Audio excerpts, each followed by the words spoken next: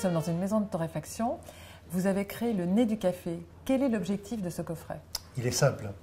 Apprendre à sentir le café pour mieux le déguster. Combien est-ce qu'il y a d'arômes dans ce coffret? Il y en a 36. On les a choisis en fonction donc, des travaux qui ont été faits par des scientifiques.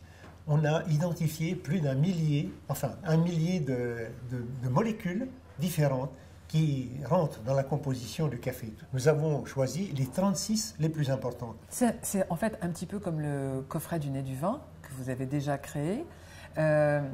Et qu'est-ce que ça va m'apprendre? Qu'est-ce que ça va m'apporter, moi, au niveau du café?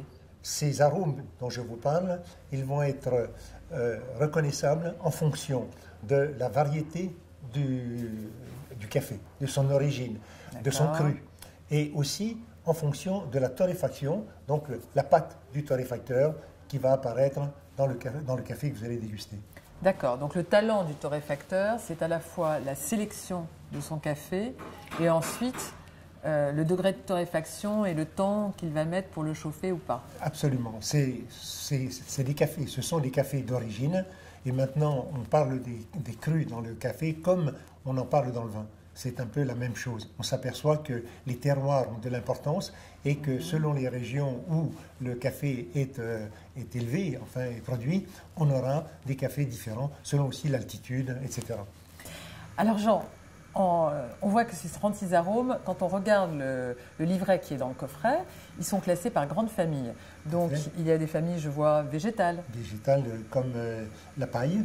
D'accord, ou épicées. Comme la vanille, par exemple. Dont on a parlé tout à l'heure. Oui. Et puis, je vois aussi des notes de pain grillé. De pain grillé, donc des notes grillées. Des notes grillées. Donc, comme le pain grillé, le caramel, et puis le chocolat. Je vois que dans tous ces arômes, je regarde le petit livret du coffret.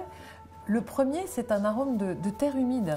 Oui, alors cet arôme apparaît à cause donc, du séchage à même le sol.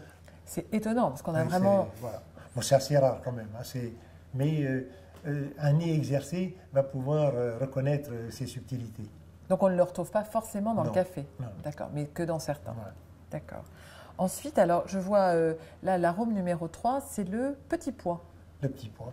Oui, donc là, ce serait une note qui apparaît sur des cafés qui ont peut-être été insuffisamment torréfiés. J'ai fait l'expérience avec un petit appareil de torréfaction. On voyait les notes de pain grillé très douces qui apparaissaient, le beurre aussi, et qui se transformaient après pour aller vers des choses plus soutenues, comme la vanille ou le chocolat.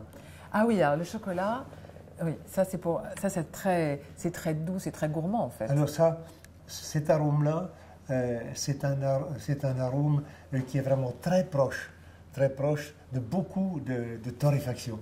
C'est donc à cause du phénomène de Maillard, donc de cette transformation sous l'action de la chaleur, donc, et qui fait apparaître toutes ces molécules extraordinaires de grillé, le chocolat on peut dire, est une base un peu qu'on va retrouver dans beaucoup de cafés. Voilà.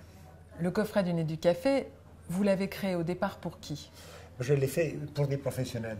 Donc, et la réflexion après coup, au bout de quelques années, c'était la suivante. Vous nous avez appris un langage pour parler et nous exprimer à propos de nos cafés. Avant, on parlait des saveurs amères, acides, sucrées, salées, etc. Enfin, c'était les saveurs.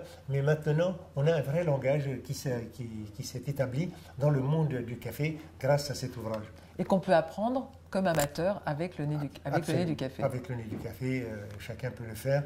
Et en plus, c'est un jeu de société, c'est ludique et aussi c'est pédagogique.